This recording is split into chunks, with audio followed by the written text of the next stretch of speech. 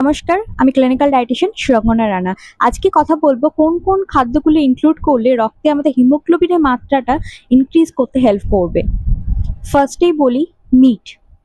Meet কিন্তু আপনার ডায়েটের মধ্যে রাখতে পারেন, তবে অনেকটা পরিমাণে ইনক্লুড করবেন না, পর্যাপ্ত পরিমাণে অল্প করে হলেও ইনক্লুড করবেন। Second, poultry products. এগ রাখতে পারেন, চিকেন রাখতে পারেন আপনার ডায়েটের মধ্যে। ডেলি একটা করে যদি বয়েলড এগ রাখেন আপনার ডায়েটের মধ্যে, দেন ডেফিনেটলি সেখান থেকে অনেকটা পরিমাণে প্রোটিন পাচ্ছেন। Third, fortified foods. ব্রেকফাস্টের মধ্যে আপনার ফর্টিফাইড ফুডসগুলোকে ইনক্লুড করতে পারেন, যেগুলোর মধ্যে সিরিয়াল প্রোডাক্ট হতে পারে, মাল্টিগ্রেন প্রোডাক্ট হতে পারে, লাইক ইডলি হতে পারে, রাওয়া দোসা হতে পারে। তো এরকম অনেক কিছু ফর্টিফাইড ফুডস যারা বাড়িতেই বানিয়ে নিতে পারেন অনেক সহজেই, তো সেগুলি ভাইটামিন বি 12 আয়রনকে অ্যাবজর্ব করতে হেল্প করে।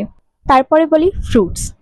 সাইট্রাস ফ্রুটস কিন্তু ভীষণভাবে ইম্পর্টেন্ট, বিকজ আমরা যে আয়রনগুলি ইনটেক করছি সেগুলোকে বডিতে অ্যাবজর্ব করতে কিন্তু হেল্প করে ভাইটামিন সি।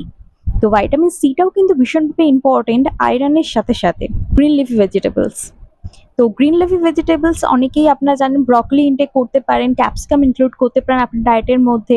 এখন তো উইন্টার সিজন, এখন অলরেডি মার্কেটে ব্রকলি অলরেডি পাওয়া যাচ্ছে, তো সেগুলো ইনক্লুড করতে পারেন। ক্যারটস ইনক্লুড করতে পারেন, টমেটো ইনক্লুড করতে পারেন। যেরকম গ্রিন ভেজিটেবলসগুলো আপনার ডায়েটের মধ্যে রাখুন, তার সাথে অবশ্যই স্পিনাচটা রাখবেন ডায়েটের মধ্যে।